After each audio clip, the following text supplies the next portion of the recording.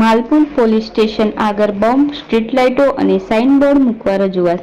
માલપુર ગામમાંથી પસાર થતો રસ્તો કલ્યાણ ટોલ પ્લાઝા માલપુરના હેઠળ આવે છે અને તેમાં અવરજવર કરતા ઓવરલોડિંગ સાધનો અને ખૂબ જ ઝડપે જતા નાના વાહનોની સંખ્યા અનેક ગણી છે. માલપુર પોલીસ સ્ટેશનથી માલપુર ચોકડી સુધી ભયાનક અકસ્માત વારંવાર થઈ રહ્યા છે. આ વિસ્તારમાં બોમ્બ ન હોવાને કારણે વાહન ચાલકો બેફામ ગતિએ વાહન હંકારીને સામાન્ય નાગરિકોના જીવ જોખમમાં મૂકી રહ્યા છે.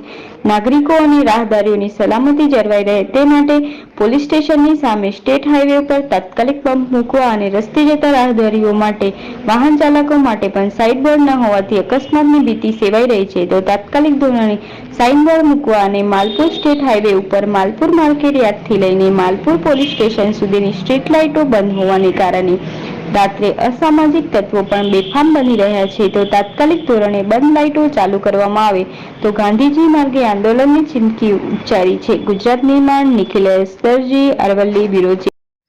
માલપુર ચોકડી ઉપર ભયંકર અકસ્માતો વારંવાર થઈ રહ્યા છે. 2 મહિના પહેલાં 2 યુવાન બાળકોનું અકસ્માતે કરુણ મોત થયું હતું.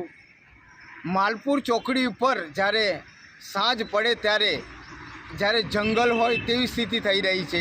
એક પણ લાઇટ માલપુર જે તાલુકા પેશ હોય, માલપુર તાલુકો હોય અને ચોકડી પર એક પણ લાઇટ પણ નથી.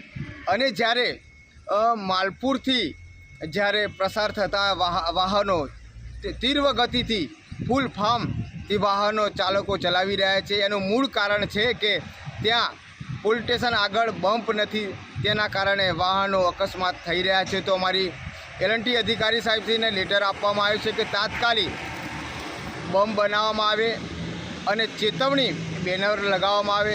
તાત્કાલિક જે લાઇટો બંધ છે તાત્કાલિક લાઇટો ચાલુ કરવામાં આવે એવા L&T અધિકારીને અમે આવેદનપત્ર આપવામાં આવ્યું છે.